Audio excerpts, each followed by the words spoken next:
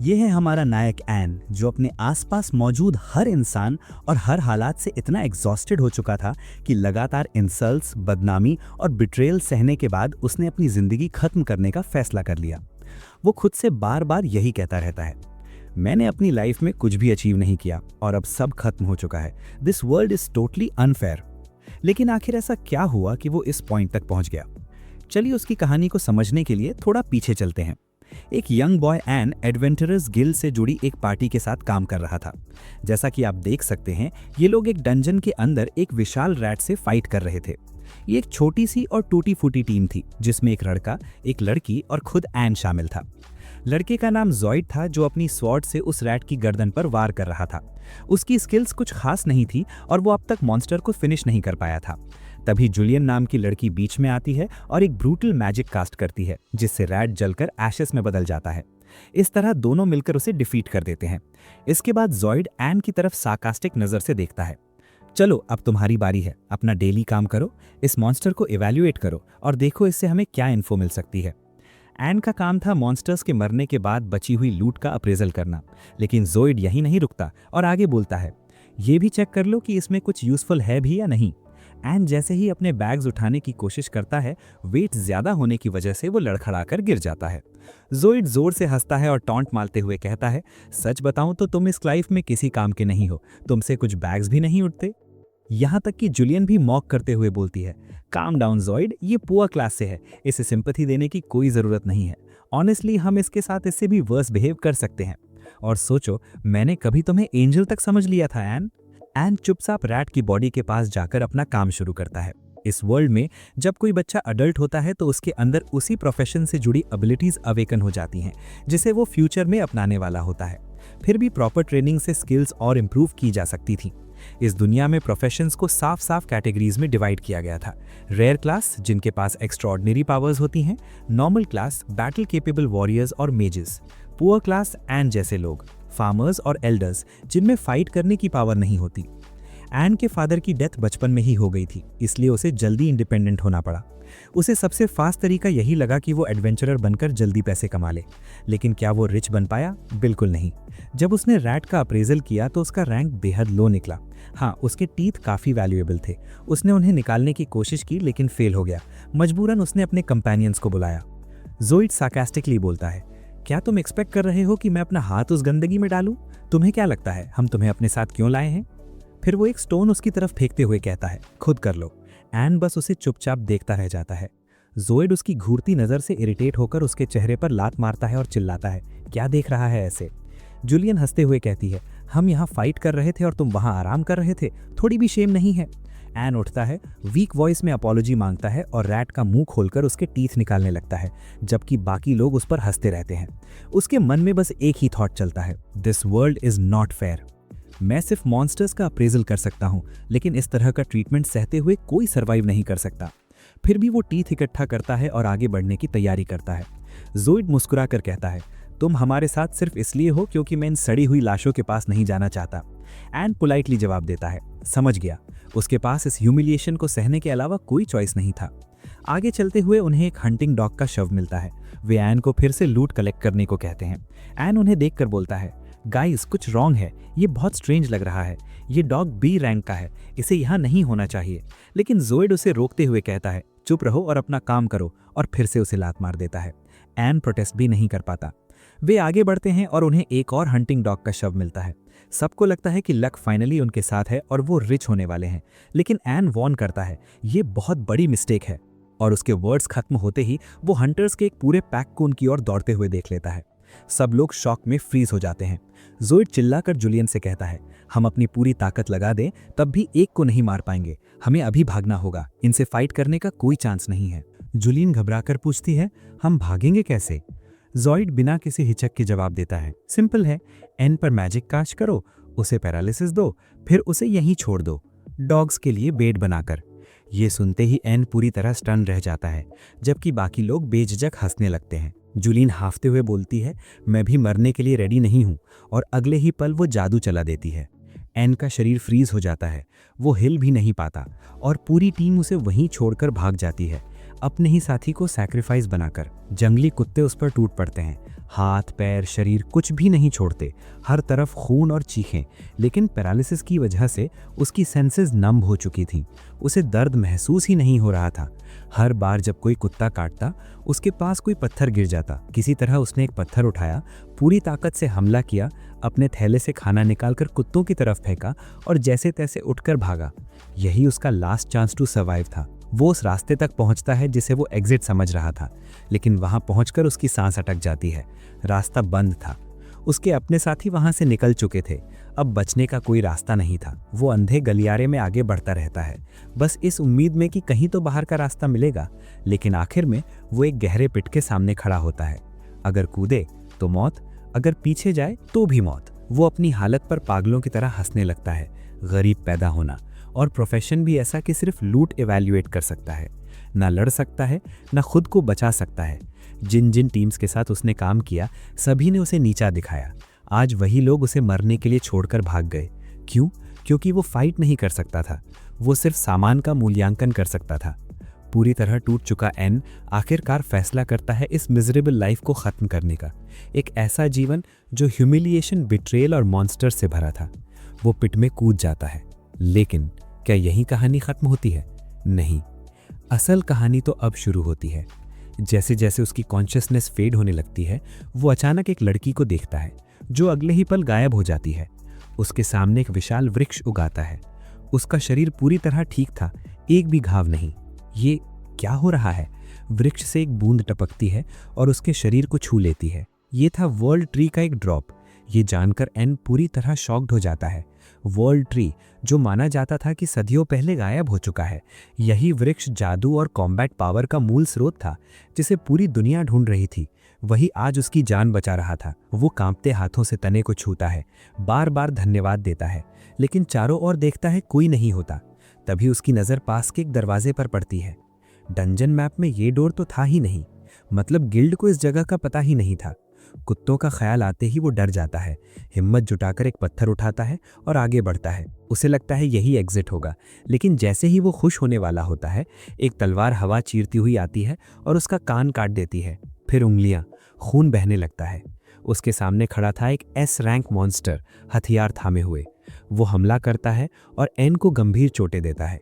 N हिल भी नहीं पाता और तभी एक विशाल भालू प्रकट होता है, उस मॉन्स्टर से भी कहीं ज्यादा पावरफुल। एक ही झटके में वो मॉन्स्टर खत्म हो जाता है, लेकिन खतरा टला नहीं था।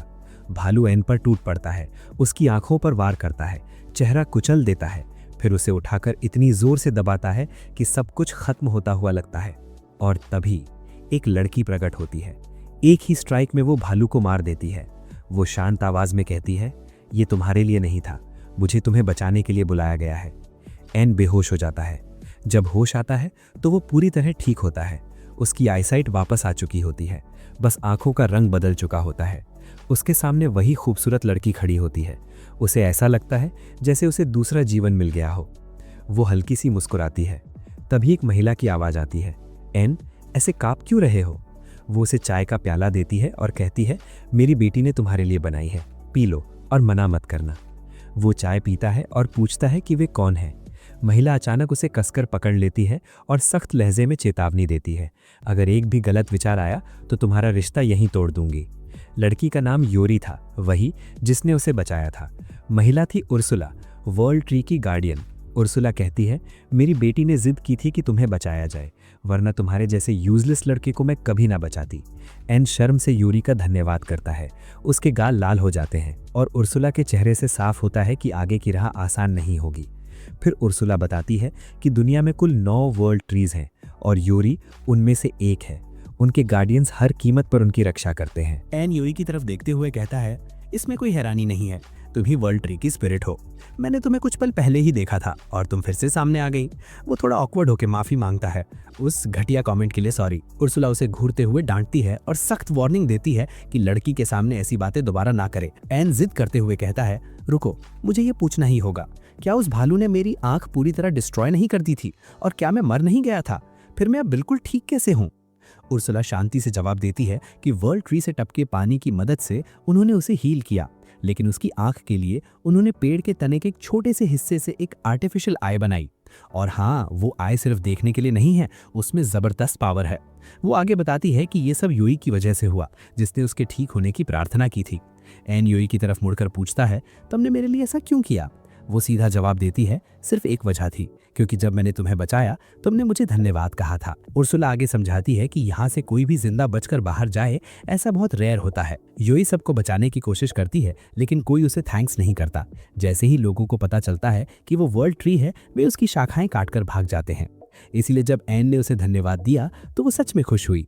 एन फिर से धन्यवाद कहता है, लेकिन उर्सुला चिढ़कर बोलती है, बस बहुत हो गया। यूई डरते हुए कहती है कि बाहर की दुनिया बहुत डेंजरस है और एन अभी बाहर नहीं जा सकता। उर्सुला जवाब देती है, मैं क्या करूं? मैंने तुम्हारी रक्षा की कसम खाई है और मैं तुम्हें छोड़ नहीं सकती। ऊपर से यहाँ टेलीपोर्टेशन मैजिक भी काम नहीं करता। यूई रोने लगती है, ये जानते हुए कि एन अकेले बाहर गया तो शायद पल भर में खत्म हो जाएगा। तभी उर्सुला बोलती है, तो वो तुम्हारे लिए इतना इंपॉर्टेंट है? फिर मेरे पास एक ही ऑप्शन बचता है, तैयार हो जाओ लड़के, मैं तुम्हें तब तक ट्रेन करूंगी जब तक तुम खुद बाहर जाने लायक न बन जाओ। एन की आंखों में डिटर्मिनेशन आ जाता है, मैं तुम्हें डिसअपॉइंट नहीं करूंगा। उर्सुला उसे ट्रेनिंग के लिए डंजन में ले जाती है। एन घबरा कर पूछता है, तुम मुझे यूं ही फाइट में फेंक कर अकेला तो नहीं छोड़ दोगी, है ना? वो एक अंधेरी जगह की ओर इशारा करके पूछती है, तुम्हें वहां क्या दिख रहा है? वो कहता है, कुछ भी नहीं। उर्सुला पलट कर बोलती है, कुछ दिख क्यों नहीं रहा? अपनी नई दृष्टि का इस्तेमाल करो। एन आंख बंद करता है, फिर खोलता है और उसके सामने एक कॉरिडोर साफ दिखाई देने लगता है। उर्सुला कहती है, ट्रेनिंग शुरू हो चुकी है। वो एक सो रहे रैंक एस मॉन्स्टर पर लकड़ी का टुकड़ा फेंक देती है, जिससे वो गुस्से में उठ जाता है। उर्सुला निर्देश देती है, तुम्हें इसके हर अटैक से बचना होगा, ये तुम्हारे अप्रेजल स्किल का पहला स्टेप है। एन कहता है, अब अप्रेजल से क्या फायदा? उर्सुला ठंडे स्वर में कहती है, वो पुरानी बात थी, नई दृष्टि से पहले की। राक्षस उस पर झपटता है। एन अप्रेजल करता है और हल्की स्माइल करता है, लेकिन अगले ही पल क्रीचर हथियार घुमाता है और उसका कान कट जाता है। उर्सुला वर्ल्ड ट्री वाटर की दीवार बनाकर उसे हील करती है और कहती है, चिंता मत करो, चाहे कितनी बार तुम्हें टुकड़ों में काटा जाए, मैं हर बार तुम्हें ठीक कर दूंगी। हमारे पास टाइम वेस्ट करने का समय नहीं है। वो बैरियर हटाती है और उसे फिर से मॉन्स्टर के सामने भेज देती है। इस बार अप्रेजल करते ही कुछ अजीब होता है, टाइम जैसे फ्रीज हो जाता है और उसे बिल्कुल साफ दिखने लगता है कि मॉन्स्टर अगला अटैक कैसे करेगा। वो मूव करता है, बचता है और सक्सीड करता है। उसके अंदर एक्साइटमेंट दौड़ जाती है। वो रैंक एस मॉन्स्टर के अटैक से बच गया था, लेकिन तभी मॉन्स्टर पीछे से वार करता है और उसकी पीठ पर हमला हो जाता है। एन फिर उठता है, दांत भींचकर कहता है, मुझे सक्सीड करना ही होगा। अगर मैं इस आई की पावर को मास्टर कर लूं तो कोई मुझे नहीं रोक सकता। वो बार बार कोशिश करता है और आखिरकार हर वार को डॉज करने में कामयाब हो जाता है। उर्सुला कहती है, अब सेकंड टेस्ट का टाइम है, बहुत हो गया। वो उसे तलवार थमाते हुए कहती है, ये सॉर्ड यूई की है, सोचो इसे तुम्हारे लिए लाने में उसे कितना पेन हुआ होगा। अगर ये टूटी तो मैं तुम्हें तोड़ दूंगी। जैसे ही मॉन्स्टर हमला करता है, एन सॉर्ड कसकर पकड़ता है। वो मूवमेंट्स पढ़ता है, टाइमिंग गेस करता है, लेकिन वार चूक जाता है। फिर कोशिश करता है, फिर भी फेल। जब सब होपलेस लगने लगता है, तभी वो एक नई एबिलिटी एक्टिवेट करता है और मॉन्स्टर के पाथ को ऑब्जर्व करने लगता है। आखिरकार वो उसकी हर मूवमेंट देख पाता है। मॉन्स्टर हमला करता है और एन एक परफेक्ट स्ट्राइक लगाकर उसे एक ही वार में खत्म कर देता है। वो जीत से खुश हो जाता है, लेकिन उर्सुला उसे टोकते हुए कहती है, रास्ता अभी लंबा है, बाकी मॉन्स्टर्स भी बाकी हैं। अंधेरे से और जीव निकलते हैं। एन खुद को स्टडी करता है, स्ट्रेंथ इकट्ठा करता है और एक एक करके सबको मार गिराता है, यहाँ तक कि जमीन लाशों से भर जाती है। पहली बार एन पूरी कॉन्फिडेंस के साथ खड़ा होता है, पहले से कहीं ज्यादा स्ट्रांग। जुलीन कहती है, चलो सेकंड लेसन के लिए चलते हैं, लेकिन उर्सुला बीच में रोकती है, पहले मैं तुम्हें कुछ सिखाना चाहती हूँ। एन, तुम अपनी नई विजन से इन मॉन्स्टर्स का अप्रेजल करोगे और इनकी एबिलिटीज अब्सॉर्ब करोगे। एन हैरानी से बोलता है, ये कैसी इनसेन पावर है। वो एबिलिटी ट्राई करता है और जैसे ही उसे समझ आता है, उसे लगता है मानो उसका सिर फट जाएगा। वो दौड़ पड़ा और अगली ही पल उसे खुद पर यकीन नहीं हुआ। उसकी स्पीड अब ऑलमोस्ट अनरियल हो चुकी थी। तभी उसे समझ आया कि ये सिचुएशन कितनी टेरिफाइंग और साथ ही कितनी डेंजरस है। अब वो सिर्फ दुश्मनों का इवैल्यूएशन ही नहीं कर सकता था, बल्कि उनकी पावर्स को अब्सॉर्ब भी कर रहा था। शुरुआत में उसका शरीर इतनी तेज रफ्तार को झेल ही नहीं पा रहा था। कई बार गिरा, कई बार उठा, लेकिन लगातार कोशिशों के बाद उसका बॉडी आखिरकार अडैप्ट करने लगा। फिर उसने अर्जुला का इवैल्यूएशन किया और उसकी एबिलिटी हासिल कर ली। उसकी पावर थी बिना किसी चैंटिंग के इंस्टेंट मैजिक अटैक्स करना, लेकिन एक बड़ी प्रॉब्लम अब भी थी, उसकी मैना ऑलमोस्ट 0 के बराबर थी। इसी वजह से अर्जुला और योई की गाइडेंस में कभी सख्त ट्रेनिंग तो कभी जेंटल सपोर्ट के साथ उसकी एनर्जी धीरे धीरे बढ़ने लगी। आखिर में अर्जुला बोली, बस अब काफी हो गया, क्या कहते हो, रिवेंज मैच का? एन ने जोश में कहा, लेट्स डू दिस। वो उसे वापस उसी डंजन में ले गई, उसी डेथ बेयर के सामने जिसने कभी उसके शरीर को चीर फाड़ दिया था। एन का पूरा शरीर डर से कांप रहा था। तभी अर्जुला ने उसे लात मारते हुए चिल्लाया, तुम्हें क्या लगता है मैंने तुम्हें क्यों ट्रेन किया? जाओ उसे खत्म करो। यादें उमड़ पड़ी, कमजोरी के पल, हर इंसल्ट, हर ह्यूमिलिएशन। एंड दहाड़ उठा, ओल्ड एन इज डेड। उसकी सोल जैसे इग्नाइट हो गई। उसने बेयर पर चार्ज किया, फायर मैजिक इस्तेमाल किया, लेकिन अटैक मिस हो गया। उसने अपनी स्पीड और बढ़ाई, बेयर की मूवमेंट्स ऑब्जर्व की और विंड मैजिक का इस्तेमाल किया। बेयर गुस्से से पलटा और काउंटर अटैक किया। एन ने फिर फायर मैजिक चलाया और इस बार बेयर पूरी तरह जलकर राख हो गया। उसने डेथ बेयर की S+ रैंक पावर्स को एब्जॉर्ब कर लिया। अर्जुला ने शांत लेकिन भारी आवाज में कहा, जिसने तुम्हें कभी तोड़ा था उसे हराने के बाद अब तुम अपने रास्ते पर चलने के लिए तैयार हो। ट्रेनिंग कंप्लीट है। वो योई लौट आए। अर्जुला ने तंज कसते हुए कहा, मेरी बेटी तुम्हें गिफ्ट देना चाहती थी, लेकिन इस चेहरे के साथ तुम इसके लायक कैसे हो? और उसने वर्ल्ड ट्री की स्पिरिट एसेंस सामने रख दी। एन ने तुरंत मना किया, नहीं ये बहुत ज्यादा है, मैं इसे एक्सेप्ट नहीं कर सकता। अर्जुला बोली, टेंशन मत लो, इसे बस लोन समझो। मैंने तुम पर मैजिक लगा दिया है, अगर तुम मरोगे तो ये तुम्हें वापस यहीं ले आएगा। आंखें बंद करो ताकि मैं इसे तुम्हारे अंदर इंस्टॉल कर सकूं। उसने एसेंस उसकी आंख में स्थापित कर दी।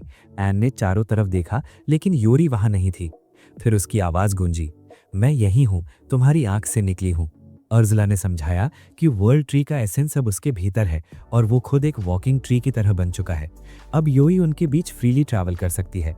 योई ने हल्की आवाज में कहा, मैं आपके साथ चलूंगी, जब भी आप थकेंगे या घायल होंगे मैं आपको हील कर दूंगी। एन ने हिचकिचाते हुए पूछा, अर्जुला क्या आपको आपत्ति नहीं है? वो थोड़ी इमोशनल होकर बोली, सच कहूं तो नहीं, लेकिन याद रखना योई के कभी दोस्त नहीं रहे, वो हमेशा मेरे साथ अकेली रही है। अगर वो तुम्हारे साथ है तो मैं मान लूंगी कि वो सेफ है। फिर उसने हाथ आगे बढ़ाया, एक और गिफ्ट। उसने उस पर इन्फिनिट स्टोरेज मैजिक डाला, एक स्वॉर्ड थमा दी और अपना एसेंस भी उसे निगलने पर मजबूर किया, ताकि वो हर वक्त उस पर नजर रख सके और उसके करीब रह सके। उसने घूरते हुए चेतावनी दी, अगर मेरी बेटी के लिए तुम्हारे मन में एक भी गंदा ख्याल आया तो मैं तुम्हें खुद काट डालूंगी।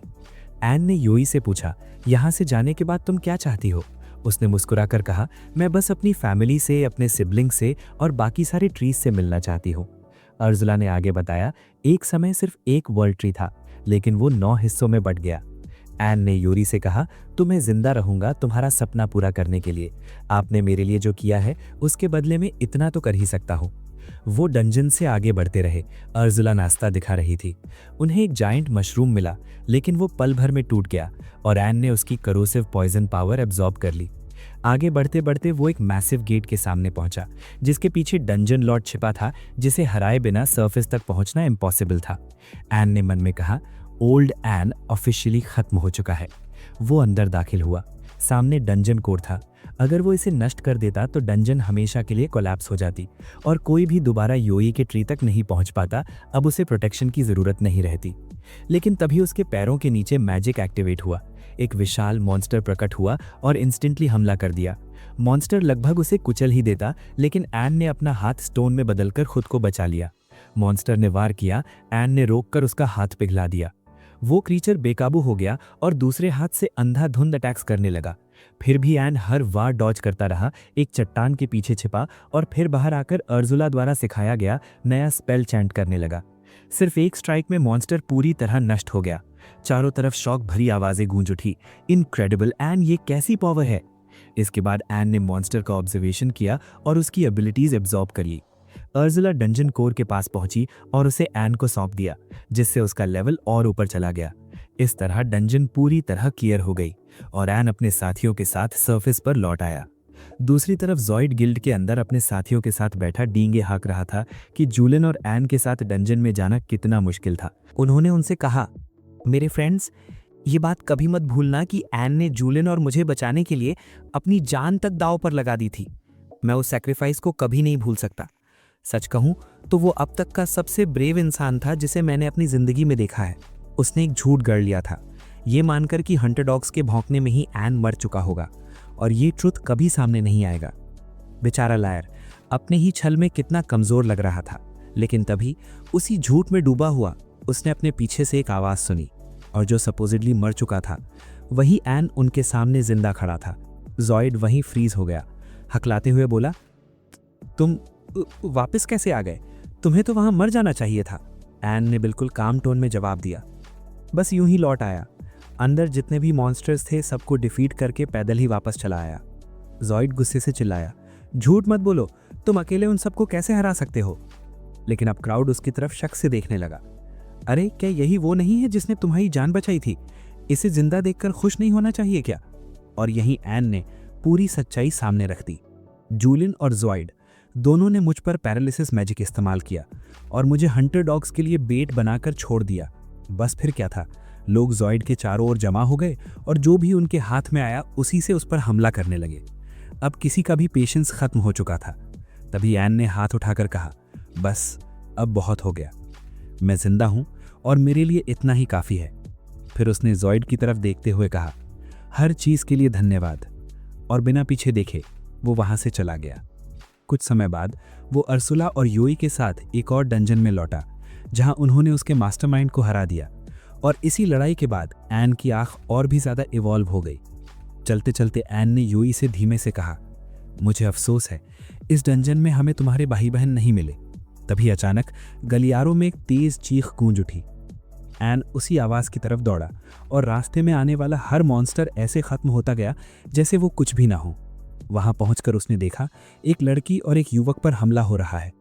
लड़की ने एन को देखा और सीधे उसकी बाहों में दौड़ पड़ी।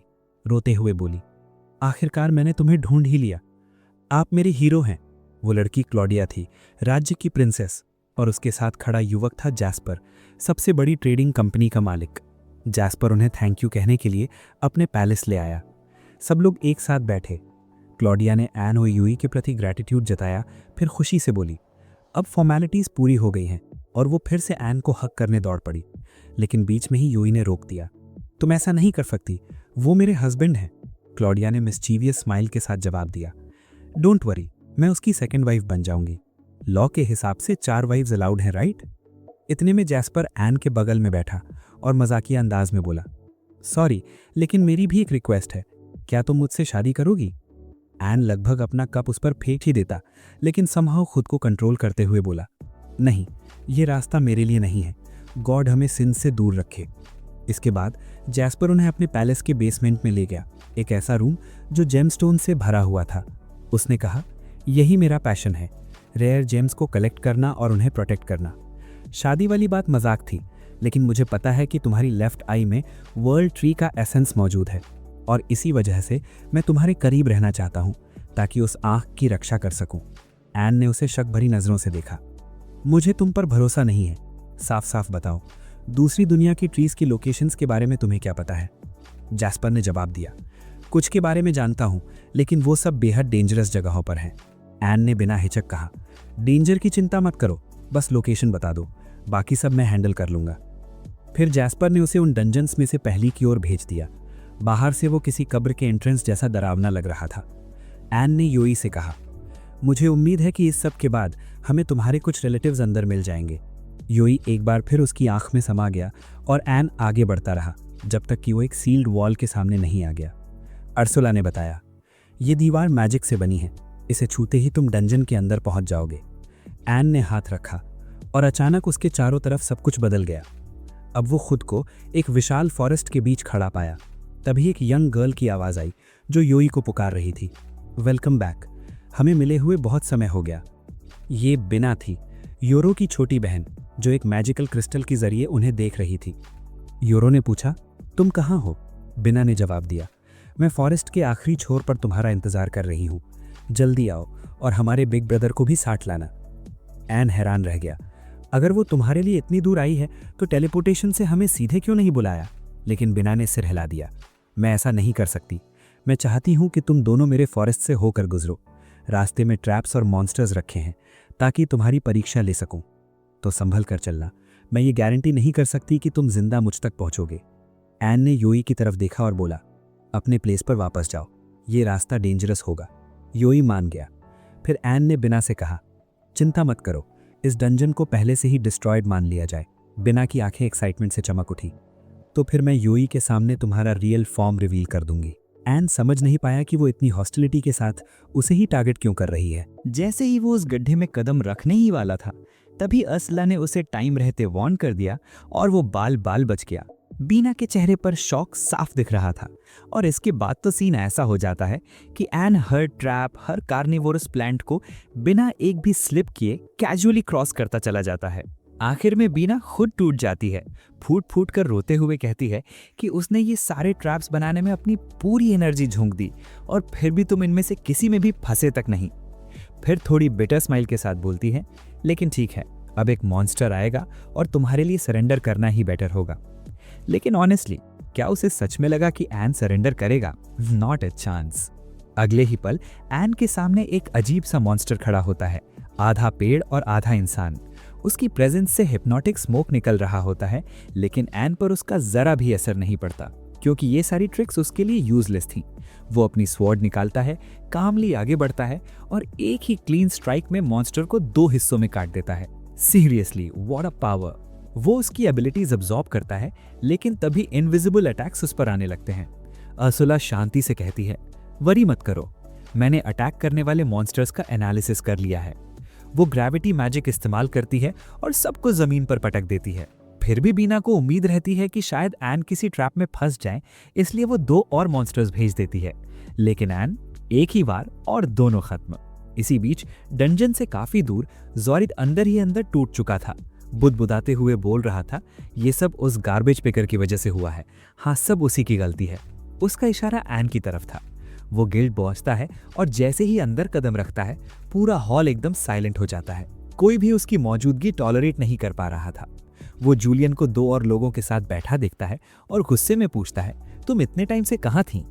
जूलियन झल्ला कर बोलती है, मेरे पास मत आओ। और फिर वो सबको सच बता देती है कि एन पर पैरालिसिस मैजिक ज़ॉइड में डाला था और उसे मॉन्स्टर्स के लिए बेट बनाकर छोड़ दिया था। ज़ॉइड खुद को बचाने की कोशिश करता है, जोर देकर कहता है कि ये सब जूलियन ने किया था।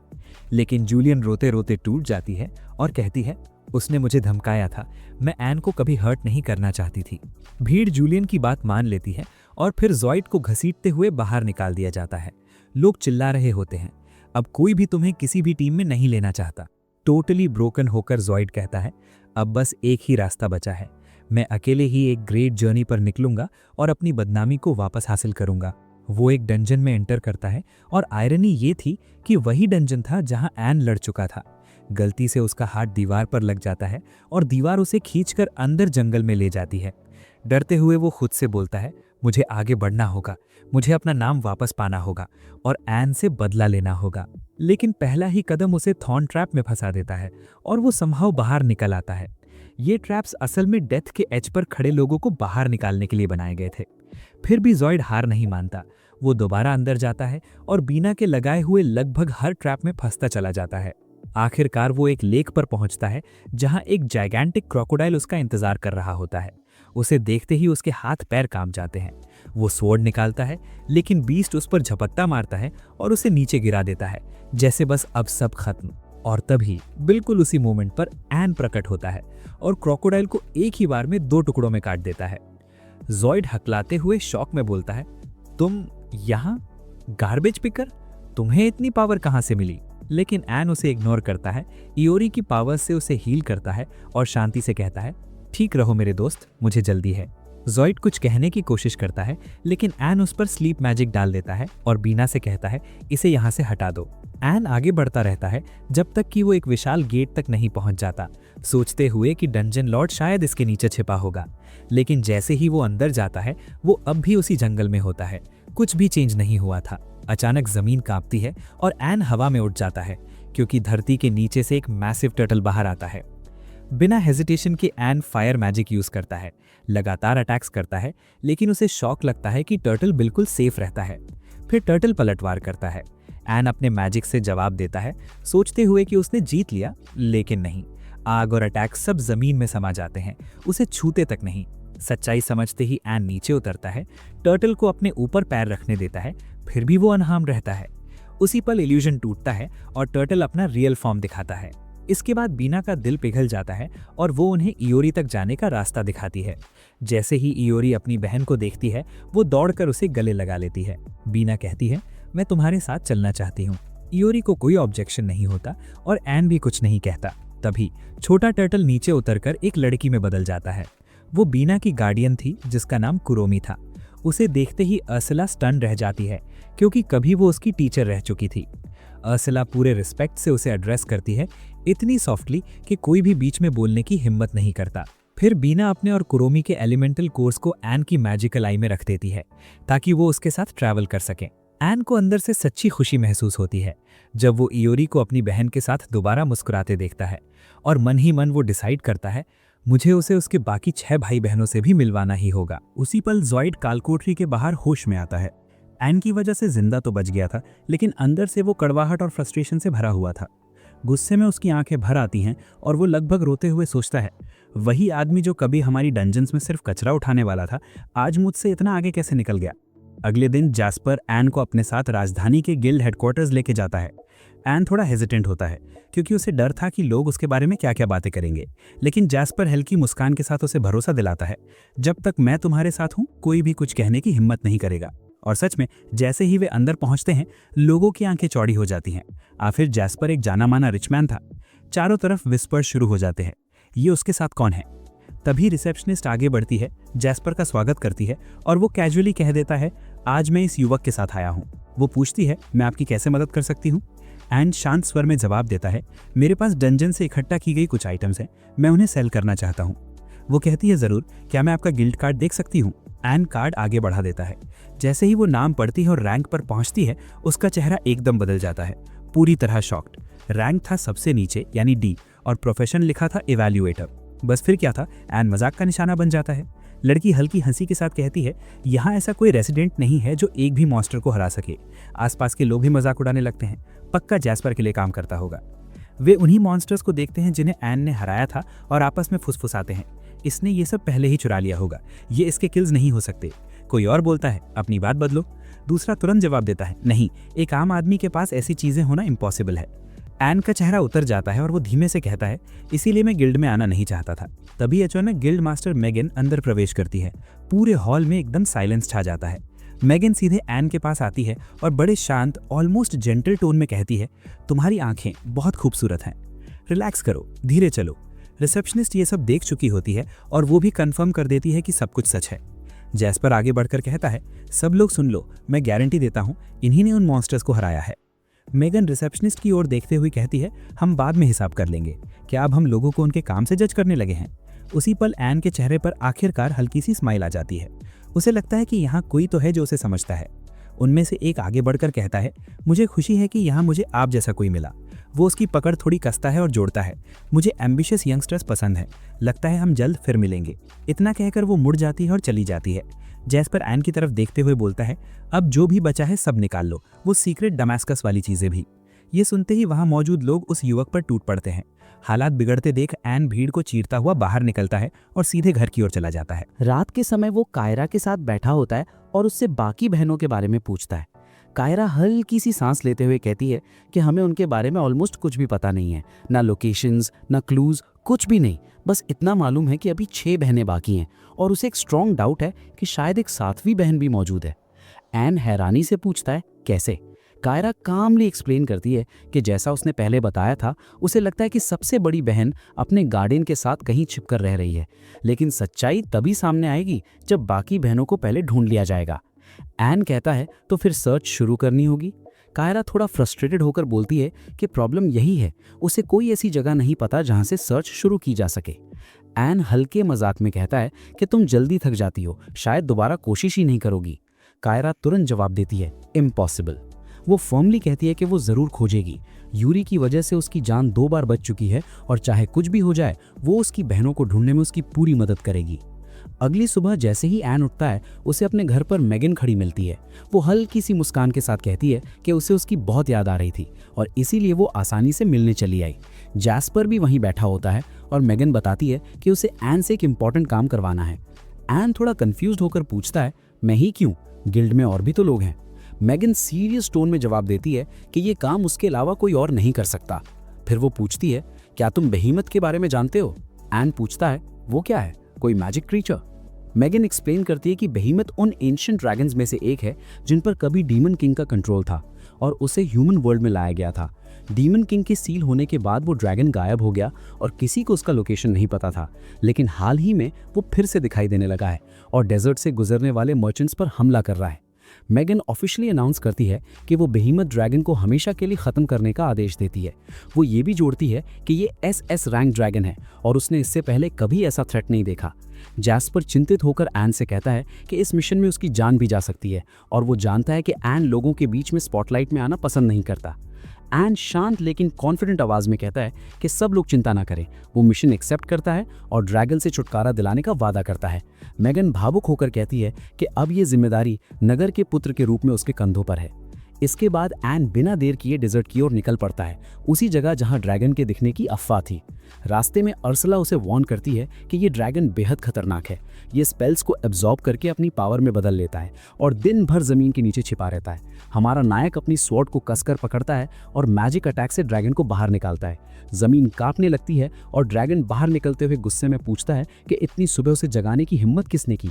उसका आकार विशाल और अपीयरेंस डरावना होता है। वो कहता है कि आज तक कोई उसे हरा नहीं पाया। वो गर्व से बोलता है कि उसे जन्म से ही अपार शक्ति मिली है और एन उसे एक मूर्ख लगता है जो मरने आया है। एन कामली जवाब देता है कि वो 2 बातें बताएगा। पहली, उसका नाम एन है और दूसरी, वह उसे खत्म करने आया है। ड्रैगन हंसते हुए उसका मजाक उड़ाता है और फिर फ्यूरियस होकर आग उगलना शुरू कर देता है, लेकिन एन हर अटैक को एफर्टलेसली डॉज करता है जैसे ये कुछ भी ना हो। ड्रैगन रेत को उछालकर उस पर वार करता है, लेकिन एन आगे बढ़कर एक ही स्ट्राइक में उसकी भुजा काट देता है। शौक में ड्रैगन चीखता है कि पूरे जीवन में किसी ने उसे चोट नहीं पहुंचाई। एन ठंडे स्वर में कहता है कि अब जो भी उसके पास है सब उसे दे दे। उसकी डिफेंस शुरू से ही कमजोर थी। ड्रैगन जमीन के नीचे गायब हो जाता है और एन सोचने लगता है कि वो कहाँ गया। तभी वो नीचे से निकलकर उसे घूरता है, मानो यही अंत हो। लेकिन अचानक ड्रैगन का शरीर फट जाता है, उसके टुकड़े बिखर जाते हैं और चारों तरफ तबाही मच जाती है। एक स्पेक्टेटर हैरानी से पूछता है कि उसने ये कैसे किया। एन जवाब देता है कि उसने कुछ नहीं किया, ड्रैगन की अपनी शक्ति ही उसके खिलाफ चली गई। उसकी स्किन स्पेल्स एब्जॉर्ब कर सकती थी, लेकिन अंदर का शरीर नहीं। उसने जानबूझकर उसे ओवर कॉन्फिडेंट बनाया और ड्रैगन ठीक वैसे ही फंस गया जैसा उसने सोचा था। ड्रैगन मान लेता है कि एन ने वो कर दिखाया जो उससे पहले किसी ने नहीं किया और फिर वो हमेशा के लिए गायब हो जाता है। यूई पूछती है कि वो ठीक है या नहीं। एन जवाब देता है कि अगर ये ड्रैगन यूं ही लोगों को मारता रहता तो उसका अंत क्या होता। यूई सॉफ्टली कहती है कि ड्रैगन बुरा था, लेकिन एन बिल्कुल अलग है। एन ड्रैगन की पावर्स एब्जॉर्ब करके रॉयल पैलेस लौटता है। वहाँ क्लॉडिया अपने पिता से कहती है कि वो एन से मिलना चाहती है। राजा के सामने आते ही एन घबरा जाता है, लेकिन राजा मुस्कुराकर कहता है कि किसी औपचारिकता की जरूरत नहीं है। बैठते हुए राजा कहता है कि उसे अपनी बेटी के फ्यूचर हस्बैंड से मिलकर खुशी हो रही है। एन रिस्पेक्टफुली जवाब देता है कि वो राजा का हर आदेश मानेगा। राजा बताता है कि उसने उसे इसलिए बुलाया क्योंकि उसने उस ड्रैगन को हराया जिसने व्यापार रोक रखा था, और साथ ही उसने जंगल में उसकी बेटी की जान भी बचाई थी और डैमेस के आतंक का भी अंत किया था। राजा कहता है कि वो समझ नहीं पा रहा कि सबसे पहले किस बात के लिए धन्यवाद करें। एन विनम्रता से जवाब देता है कि उसका धन्यवाद ना करें, बल्कि यूरी का धन्यवाद करें। जब हमने तुम्हारी बेटी को बचाया था उसी वक्त उसने उसे हील किया था, और सच कहूं तो उसके बिना मैं कुछ भी नहीं कर पाता। राजा ने यूई का धन्यवाद किया और फिर एन की ओर देखकर बोले, तुम इस देश के अच्छे लोगों में से हो और मुझे उम्मीद है कि तुम आगे भी ग्रो करोगे। फिर उन्होंने उसे राज्य का सिंबल वाला एक मेडल दिया और कहा, इसे जहां भी जाओ अपने साथ रखना। एन के मन में आया कि शायद यही गिफ्ट उसे यूई के फैमिली के बाकी मेंबर्स को ढूंढने में हेल्प करेगा।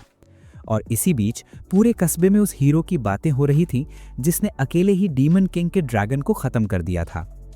जॉइड ने भी ये बातें सुनी, लेकिन फिर भी उसकी हालत पहले जैसी ही रही। लोग आज भी उसके साथ वैसा ही तिरस्कार भरा व्यवहार कर रहे थे जैसा वो डिजर्व करता था। उसे याद आया कि कैसे कुछ समय पहले वही उस कमजोर लड़के से कहीं ज्यादा ताकतवर था जिसकी आज सब तारीफ कर रहे हैं। कैसे उसने उसे अपना सामान उठाने पर मजबूर किया था, अपने पीछे चलवाया था, और कैसे एक समय सबको लगा था कि वही कमजोर इंसान डैमस में मर चुका है। लेकिन तभी अचानक उसके सामने एक आवाज गूंजी और सब कुछ बदल गया। वहां एक लड़की खड़ी थी जो कामली बोल रही थी, मेरा नाम एचिडना है, मैं उन आत्माओं में से हूं जो एन के साथ चलती हैं। और ये सिर्फ एचिडना नहीं थी, बल्कि योरो की सबसे बड़ी बहन। जॉइड घबराकर बोला, आखिर चल क्या रहा है? मैं चाहता हूं तुम हमारे साथ चलो ताकि मुझे पूरी कहानी समझ आ सके। फिर उसने पूछा, क्या तुम्हें मुझसे कुछ चाहिए? एचिडना ने हल्के से जवाब दिया, कुछ नहीं, मुझे बस लगता है कि तुम उस लड़के एन से नफरत करते हो, इसलिए मैं सिर्फ तुम्हारी मदद करना चाहती हूँ, नथिंग मोर, ताकि तुम उससे बदला ले सको। जॉइड ने पूछा, कैसे? वो मुस्कुराई और बोली, बहुत आसान है। क्या तुमने कभी स्पिरिचुअल आई के बारे में सुना है? जॉइड ने सिर हिलाया, नहीं, कभी नहीं। एचिडना ने कहा, ये एन की आंख जैसी ही है। सोचो उसकी पावर इतनी जल्दी कैसे बढ़ गई। क्या तुम भी वैसी आंख नहीं चाहते? जॉइड गिड़गिड़ाते हुए बोला, अगर तुम ऐसा कर सकती हो तो प्लीज कर दो। मुझे बस एक आंख दे दो, चाहे वो कितनी भी हॉरिबल क्यों ना दिखे। एचिडना खुश हो गई। उसने वो आंख उसकी खोपड़ी में लगा दी और अगले ही पल वो लड़का एक विशाल, विकृत और डरावने मॉन्स्टर में बदल गया। उसी समय एन जैस्पर के महल में बीमार हालत में सो रहा था। योई और बीना ने सोचा कि उसे जल्दी ठीक करने के लिए कुछ पकाया जाए। बीना बोली, चलो मार्केट चलते हैं, थोड़ा सामान ले आते हैं। लेकिन सच ये था कि एन सिर्फ थका हुआ नहीं था, वो उन दिनों के नाइटमेयर्स देख रहा था जब जॉइड उसे हर काम के लिए मजबूर करता था। अतीत की क्रूअल्टी उसके दिमाग में घूम रही थी और उसे लग रहा था कि शायद जो उसके साथ हुआ वो सही ही था। उसे उन हंटिंग डॉग्स की याद आई जिन्होंने कभी उस पर हमला किया था। उसने सोचा अगर वो योई से ना मिला होता तो शायद वही उसका अंत होता। उसी सपने में अर्सुला उसके सामने उसके ही डार्क वर्जन में आई और बोली, हाँ, यही तुम्हारा डेस्टिनी था, लेकिन तुम लकी थे कि तुम्हें सोल एलिमेंट मिल गया। ये मत सोचो कि तुम अकेले पावरफुल हो, अपनी ओरिजिन मत भूलो, तुम पूरी जिंदगी एक सिनर ही रहोगे। एन डर के मारे जाग उठा। उसने रोजल को अपने पास बैठा पाया। उसने पूछा, क्या तुम ठीक हो?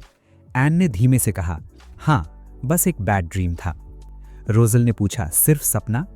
एन बोला, अगर मैं तुमसे और योई से ना मिला होता तो आज मैं क्या होता? हंटिंग डॉग्स का खाना बन चुका होता। मेरे साथ जो हुआ वो बस कोइंसिडेंस था। मैं यहाँ तुम्हारी दी हुई पावर की वजह से हूँ, लेकिन मेरी ओरिजिन नहीं बदली। मैं अब भी वही हूँ, एक बदकिस्मत इंसान।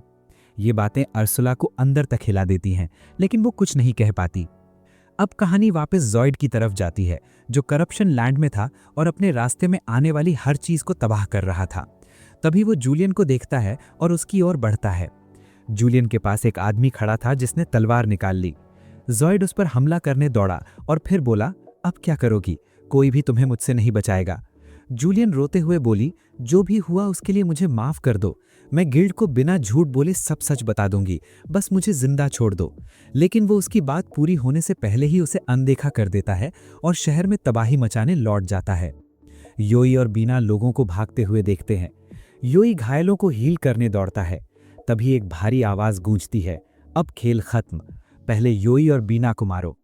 जॉइड योई पर हमला करता है, उसे मारने ही वाला होता है, लेकिन बीना तुरंत बैरियर खड़ा कर देती है और योई को पकड़कर भागती है।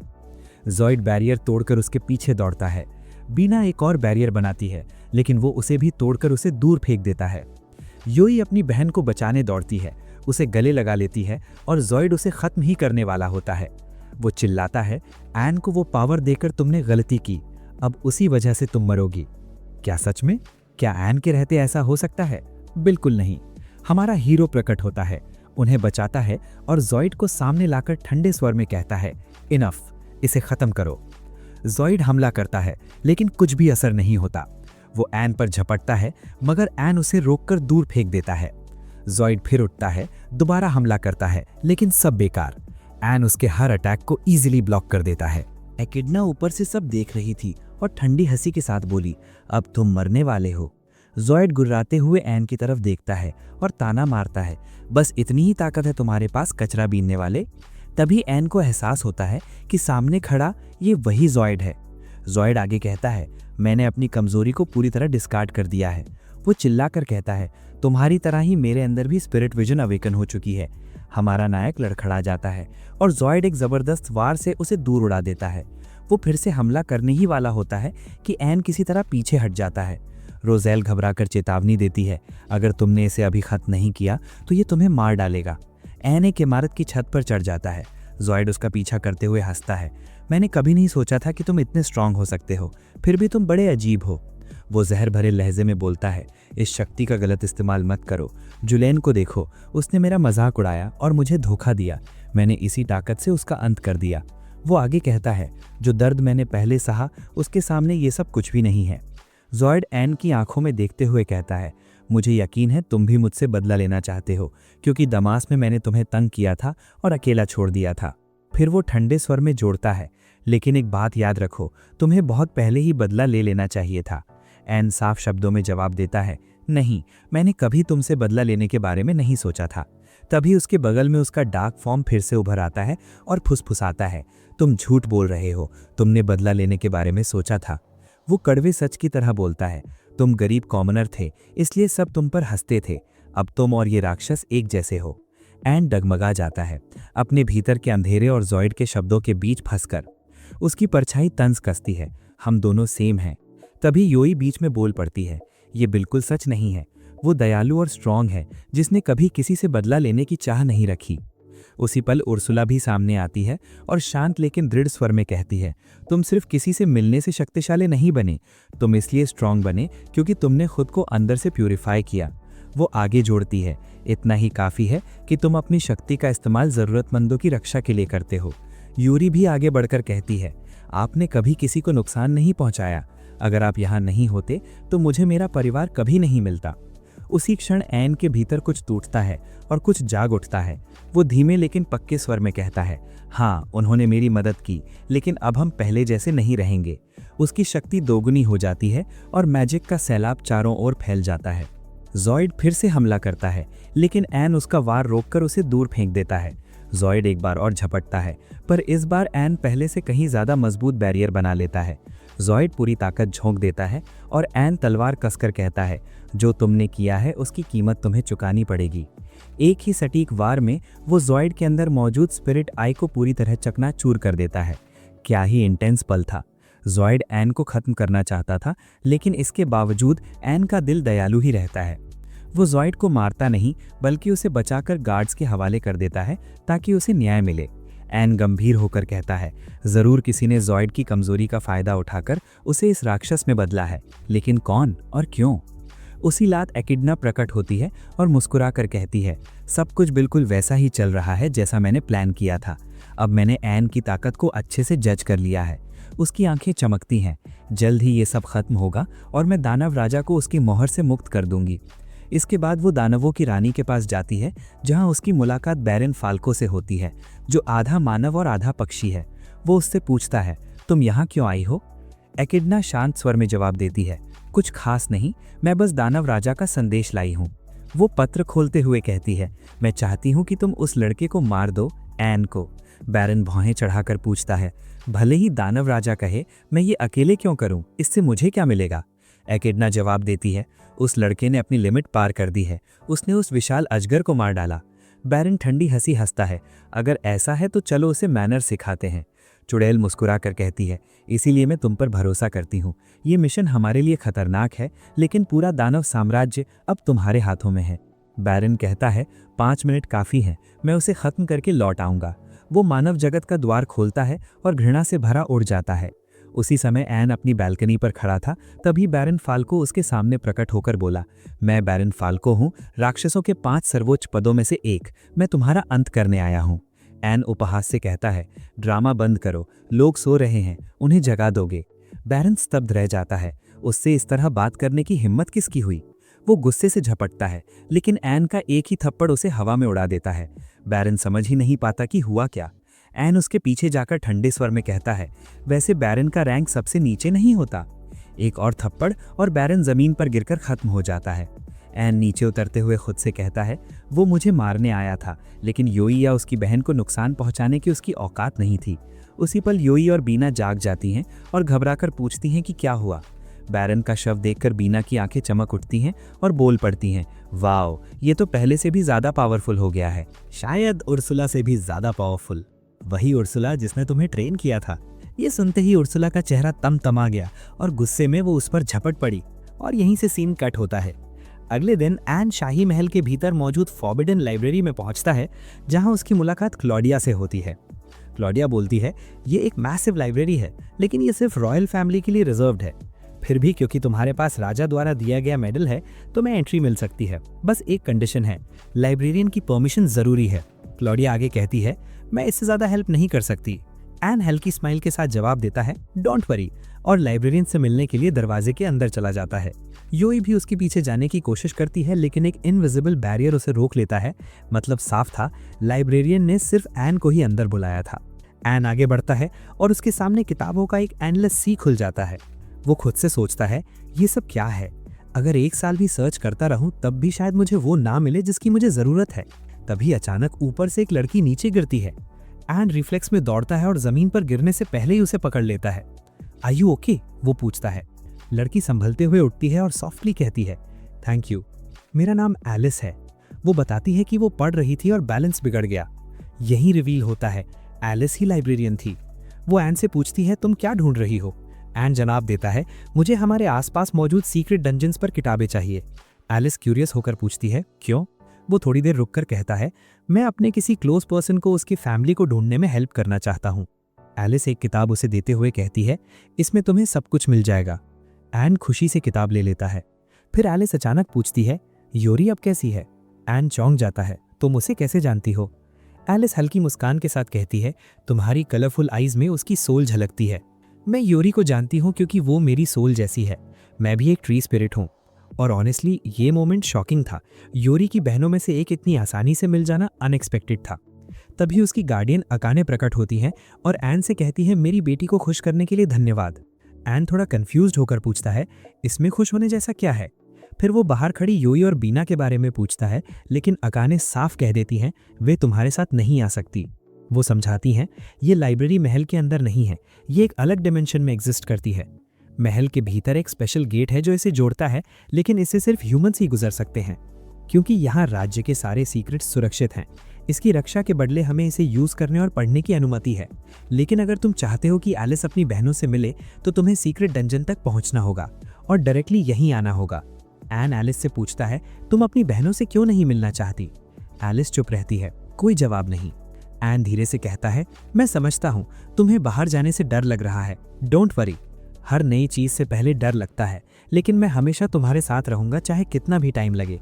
मैं प्रॉमिस करता हूँ मैं तुम्हें अपनी बहनों तक ले जाऊंगा और प्रोटेक्ट भी करूंगा।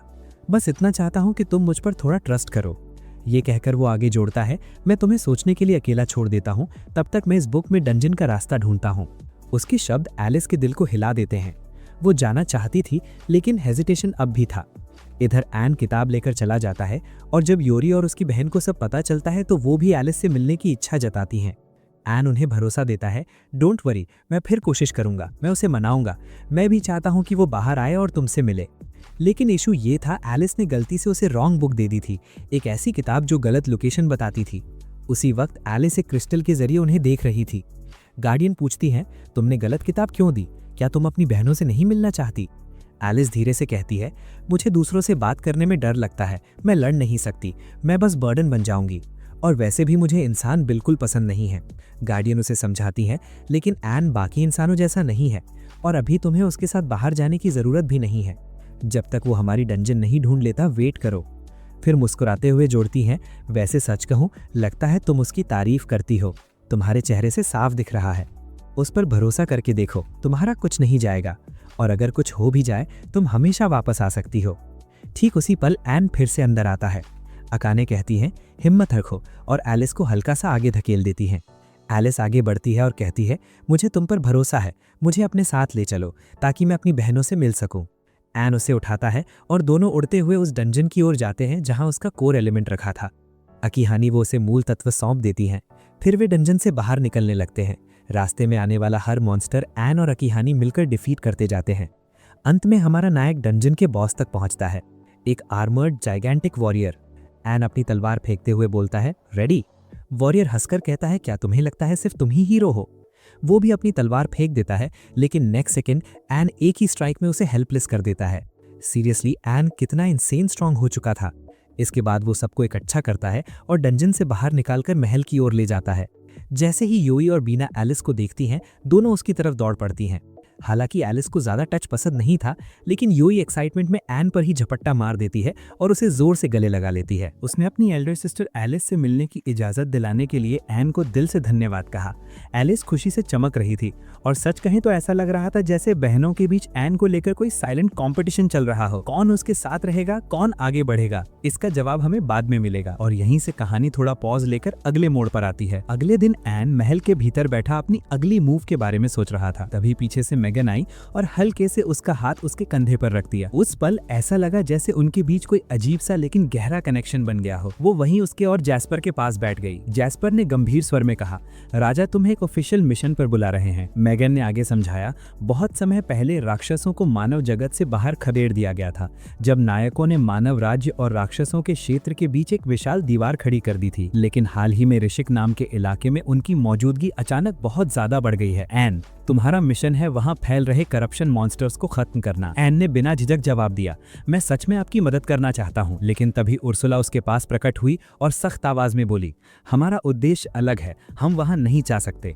और हमें अजनबियों की मदद क्यों करनी चाहिए। एन ने शांत लेकिन गहरे भाव से कहा, जब आपने मेरी मदद की थी तब मैं भी आपके और यूरी के लिए एक अजनबी ही था। मैं उस डर और बेबसी को समझता हूँ जब सामने खुद से कहीं ज्यादा ताकतवर दुश्मन खड़ा हो। मैंने अपनी पूरी जिंदगी इसी एहसास में बिताई है। आज अगर मैं यहाँ खड़ा हूँ तो सिर्फ इसलिए क्योंकि आपने एक बार मेरी मदद की थी और अब मैं भी वही करना चाहता हूँ, रिटर्न द फेवर, और दूसरों की रक्षा करना चाहता हूँ। उस पल यूई और बाकी सभी ने एक साथ कहा, हम तुम्हारे साथ हैं। एन ने जैस्पर और मेगन की ओर देखते हुए कहा, मैं ये मिशन स्वीकार करता हूँ। उधर उसी समय ऋषिक क्षेत्र में लोगों की एक बड़ी भीड़ जंगल के रास्ते आगे बढ़ रही थी। उनके बीच एक छोटी सी बच्ची भी थी। बच्ची ने मासूमियत से अपने पिता से कहा, मुझे भूख लगी है। पिता ने उसे समझाते हुए कहा, बस थोड़ा और इंतजार करो, हम ऐसी जगह जा रहे हैं जहाँ तुम्हें बहुत स्वादिष्ट खाना मिलेगा। लड़की की आंखें चमक उठी, क्या वो वही स्वर्ग है जहाँ माँ रहती है? उसने मुस्कुराकर जवाब दिया, हाँ बिल्कुल वैसा ही। वे एक वीरान सी जगह पहुंचे और बच्ची बोली, यही वो जगह है? पिता ने धीमे स्वर में कहा, हाँ यही है। अचानक जमीन जोर से कांप उठी,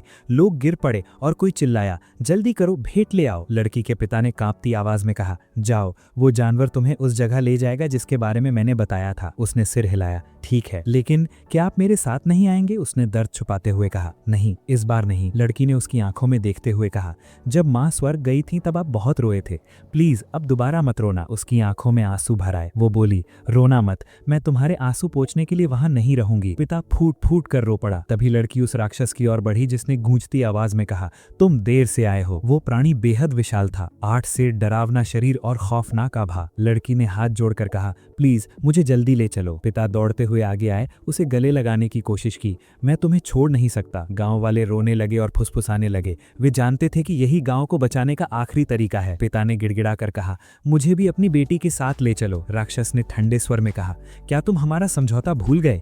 हर महीने एक लड़की ताकि तुम्हारा गांव सुरक्षित रहे। और फिर उसने एक जहरीली गैसीय धुंध छोड़ी जिससे लोग बेहोश होकर गिर पड़े। जैसे ही वो लड़की को पकड़ने आगे बढ़ा, उसी पल एन वहां आ पहुंचा। उसने एक शक्तिशाली बैरियर खड़ा कर दिया जिसे राक्षस भेद नहीं सका और यूरी घायलों की मदद के लिए दौड़ पड़ा। एन ने जोर से चिल्लाकर कहा, भागो, इस राक्षस को मुझ पर छोड़ दो। उसने तलवार निकाली और एक ही वार में उस प्राणी को काट दिया। उसका शरीर टुकड़ों में बिखर गया। भीड़ सन्न रह गई।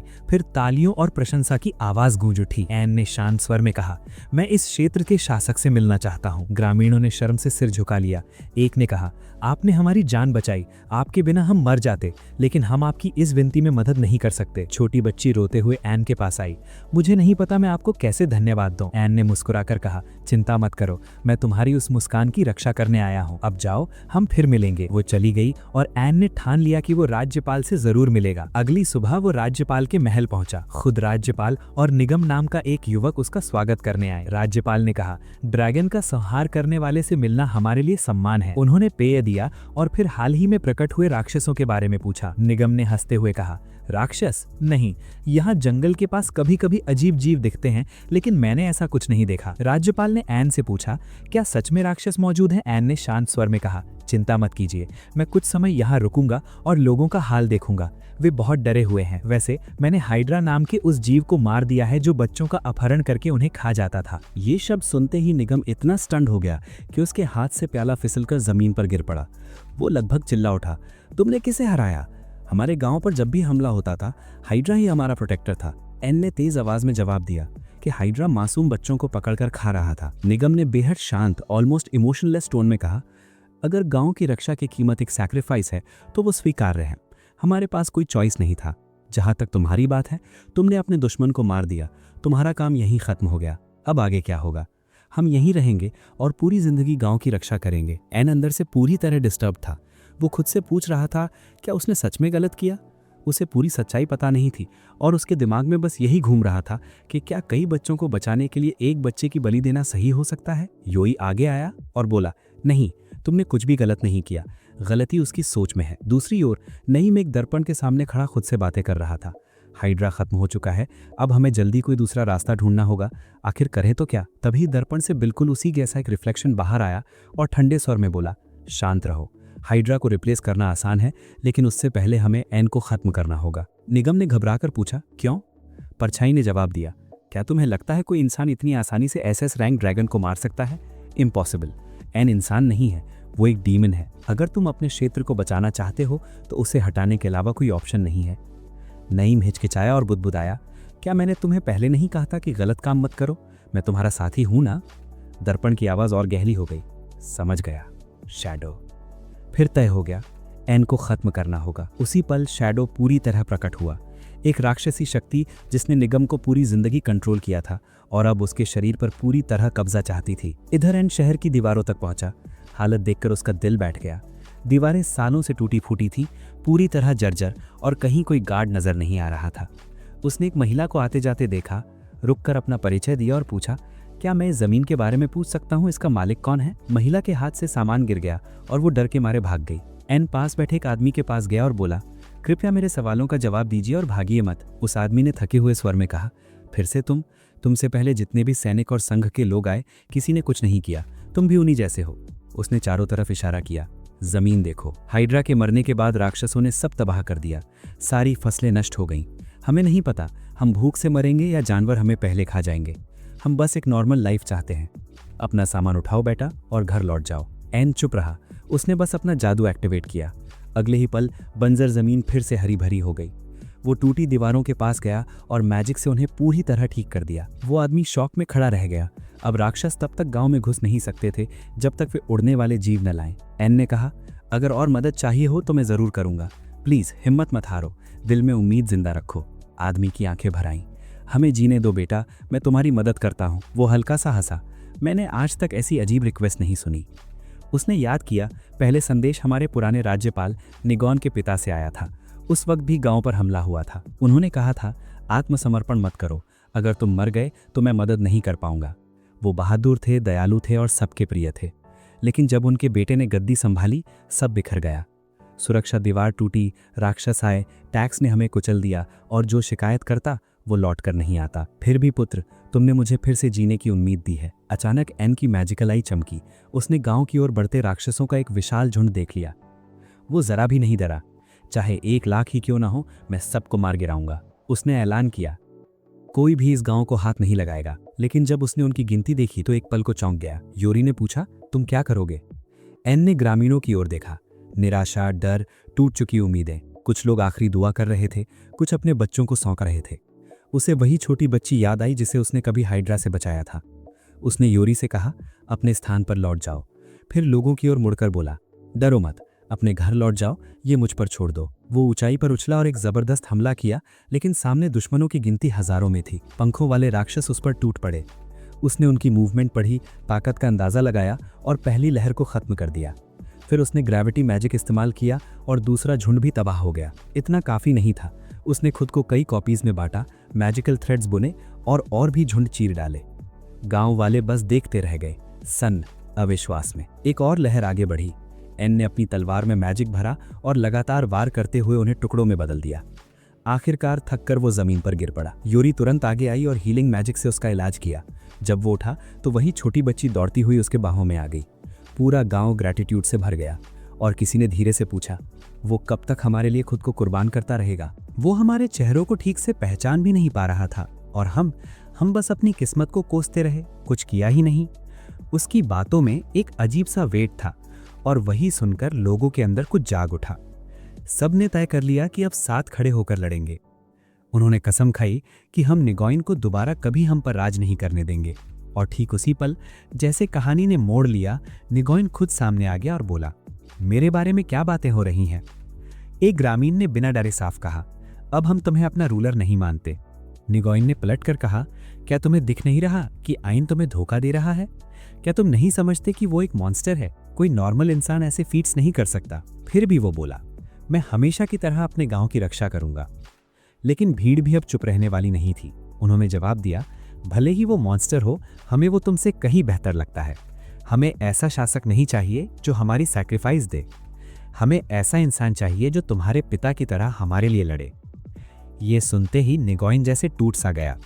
वो जमीन पर गिर पड़ा, मानो उसका दिमाग दो हिस्सों में स्प्लिट हो गया हो। उसने शैडो को मदद के लिए पुकारा, लेकिन अब बहुत देर हो चुकी थी। शैडो का कंट्रोल शुरू हो चुका था। पूरी तरह टेक ओवर होने से पहले उनके बीच एक टेंस बहस छिड़ गई। निगोइन हकलाया, मैं क्या करूं? शैडो की आवाज सिसकारी, सबको मार दो।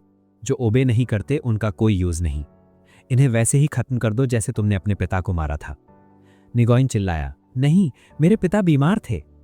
शैडो ने ठंडे स्वर में कहा, मैं तुम्हें पूरी सच्चाई दिखाऊंगा।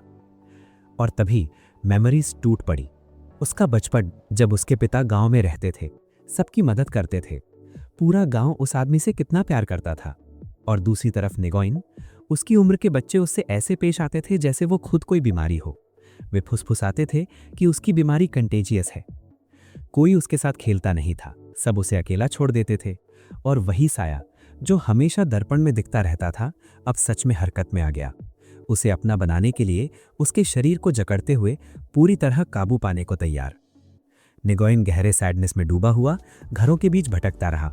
आखिरकार वो जमीन पर बने एक छोटे से पानी के कुंड के पास गिर पड़ा और टूट कर रोने लगा। और उसी पल शैडो पहली बार उसके सामने साफ साफ प्रकट हुआ। वो बोला, तुम्हें अपने पिता जैसा बनने की जरूरत नहीं है, जैसे हो वैसे ही रहो। उसने उसे भरोसा दिलाया कि वो उसका दोस्त है, बस एक शर्त के साथ, उनके रिश्ते के बारे में किसी को मत बताना। उस दिन के बाद वे ज्यादातर समय साथ बिताने लगे, खेलना, हंसना, बातें करना और धीरे धीरे और करीब आना। एक दिन शैडो ने उसे एक मेडिसिनल हर्ब के बारे में बताया। कहा कि अगर ये उसके पिता को दी जाए तो वे ठीक हो सकते हैं। उम्मीद की एक हल्की सी स्पार्क लेकर निगोइन हर दिन बेचैनी से उस जड़ी बूटी को इकट्ठा करता, अपने पिता के लिए दवा तैयार करता। उसे लगता था कि वो उन्हें अपनी आंखों के सामने ठीक होते देखेगा, लेकिन उसे पता ही नहीं था कि वो धीरे धीरे उन्हें जहर दे रहा था। आखिरकार उसके पिता की मौत हो गई। शौक और गिल्ट में डूबा निगोइन कुछ भी करने की हालत में नहीं रहा, और यही वो पल था जिसका शैडो इंतजार कर रहा था। धीरे धीरे उसने निगोइन पर अपनी पकड़ मजबूत कर ली, और कहानी हमें ठीक उसी बिंदु पर ले आई जहां हम अब खड़े हैं। शैडो ने ठहाका लगाया, मानो हर सच अब सामने आ चुका हो। तू ही वो बेवकूफ है जिसने अपने ही हाथों से अपने पिता की जान ली। ये सब मेरी बनाई हुई कहानी थी। पूरी तरह टूट चुका वो लड़का अब और लड़ नहीं पाया। उसी पल उसने हार मान ली और शैडो ने उसके शरीर पर कंप्लीट कंट्रोल हासिल कर लिया। एन बेबस सा खड़ा देखता रह गया। तभी शैडो ने ऐलान किया, मैं 5 डीमन लॉर्ड्स में से एक हूं और ड्रैगन स्लेयर, तुमसे मिलकर खुशी हुई। एन झटके में आ गया, उसकी आवाज कांप उठी। नायगॉन कहाँ है? शैडो ने ताना मारते हुए कहा, वो तुम्हारे सामने ही है, बस एक बेहद दयनीय हालत में, और इस सब के लिए तुम जिम्मेदार हो। हम नायगॉन का इस्तेमाल करके इस इलाके की डिफेंस सिस्टम को कमजोर कर रहे थे। सब कुछ परफेक्टली चल रहा था जब तक तुम नहीं आए। तुमने हमें खुद मैदान में उतरने पर मजबूर कर दिया। उसकी आंखें सख्त हो गईं। मुझे फाल्को समझने की गलती मत करना, जिसे तुमने पल भर में खत्म कर दिया था। मैं इंसानी कमजोरी अच्छे से समझता हूं। जब तक मैं नायगॉन के अंदर हूं, तुम मुझ पर वार करने की हिम्मत नहीं करोगे, और अगर की तो सबसे पहले नायगॉन मरेगा। इतना कहते ही शैडो ने हमला कर दिया। एन किसी तरह वार से बचा। उसने एक मैजिकल बैरियर बनाकर उसे कैद करने की कोशिश की, लेकिन शैडो के सामने वो बेअसर निकला। एन ने फिर कोशिश की, अपनी सारी ताकत झोंक दी, पर शैडो लगातार दबाव बनाए रहा। जमीन फटने लगी और वहां से जानवर निकलकर एन पर टूट पड़े, लेकिन एन डगमगाया नहीं। उसने तलवार खींची और पास आते हर जानवर को काट गिराया। भीड़ को रोकने के लिए उसने अपने कई क्लोन्स बनाए और शैडो का सीधा सामना किया। तभी अचानक शैडो पीछे से आया। उसने एन को पकड़कर जोर से जमीन पर पटका और एक के बाद एक वार करने लगा। फिर भी एन पहाड़ की तरह खड़ा रहा, हर चोट सहता हुआ। शैडो हंस पड़ा। मैंने कहा था ना, तुम मुझ पर हमला नहीं कर सकते। अगर किया तो नाइगॉन मर जाएगा। एन की आवाज़ गूंज उठी। नहीं, ऐसा कभी नहीं होगा। मैं किसी और को बचाने के लिए नाइगॉन की कुर्बानी नहीं दूंगा। उसने पूरी ताकत से चिल्लाया। नाइगॉन, मुझे पता है तुम सुन सकते हो। शैडो बेरहमी से हमला करता रहा, लेकिन एन रुका नहीं। एक एक कदम आगे बढ़ता रहा, पुकारता रहा और आखिरकार उसे पकड़कर जमीन पर दे मारा। नाइगॉन, तुमने कहा था कि तुम अपने गांव की रक्षा करना चाहते हो। मुझे पता है तुम्हारा दिल क्या चाहता था। अब उठो और खुद इसकी रक्षा करो। उस पल नाइगॉन के दिमाग में उसके पिता की यादें उमड़ पड़ी। आंसू खुद ब खुद बहने लगे। मुझे समझ जाना चाहिए था शैडो मेरे साथ क्या कर रहा था। मैंने जो किया उसके लिए मैं खुद को कभी माफ नहीं कर पाऊंगा। वो होश में आने की कोशिश कर रहा था, लेकिन शैडो की पकड़ अब भी बनी हुई थी। शैडो गुर्राया, मैं तुम्हें कभी नहीं छोड़ूंगा। कांपते हाथों लेकिन मजबूत इरादे के साथ नाइगॉन ने एक खंजर उठाया और खुद को घोंप लिया। शैडो चीख पड़ा, तो अकेले ही मर जाओ मूर्ख। वो नाइगॉन के शरीर से निकलकर एक छोटे जानवर जैसे रूप में भागने लगा, लेकिन एन ने मौका नहीं दिया। उसकी तलवार बिजली की तरह चली और शैडो 2 हिस्सों में कट गया। एन तुरंत नाइगॉन के पास पहुंचा और उसकी सांसें सामान्य होने तक उसे हील करता रहा। नाइगॉन ने बेहद धीमी आवाज में कहा, एन, तुमने मुझे क्यों बचाया? मुझे अंधेरे से बाहर क्यों निकाला? मैं तो अपने पापों का प्रायश्चित करने के लिए मरने को तैयार था। एन ने बिना हिचक कहा, मैं तुम्हें अपनी या किसी और की जान कुर्बान नहीं करने दूंगा। प्रायश्चित यहाँ होगा, अपने गांव के साथ, मौत की ओर भागकर नहीं। लेकिन शैडो अभी पूरी तरह खत्म नहीं हुआ था। वो एक बार फिर कमजोर सा रूप लेकर भागने लगा। तभी बीना ने उसे पकड़ लिया। एन पास आया और शांत लेकिन सख्त आवाज में बोला, तुम राक्षस मेरी मौत क्यों चाहते हो? मैंने तुम्हारा क्या बिगाड़ा है? क्या मैं सच में इतना बड़ा खतरा हूं? शैडो ने हंसकर कहा, क्या तुम्हें अब भी समझ नहीं आया? क्या तुम मेरे ही कुल से नहीं हो? एन की आंखें ठंडी पड़ गईं। तो फिर मैं तुम्हें यहीं खत्म कर दूंगा। शैडो घबरा गया। रुको, मैं सब बता दूंगा, बस मुझे आजाद। लेकिन बात पूरी होने से पहले ही वो जिस बाधा में कैद था उसी के अंदर विस्फोट हो गया। सभी राक्षसों पर एक कर्स लगा था। अगर वे कोई बड़ा रहस्य खोलते तो तुरंत नष्ट हो जाते। कुछ समय बाद एन महल लौटा। वहां उसे पता चला कि राजा ने उसे उसी क्षेत्र का राज्यपाल नियुक्त करने का फैसला किया है जिसे उसने बचाया था।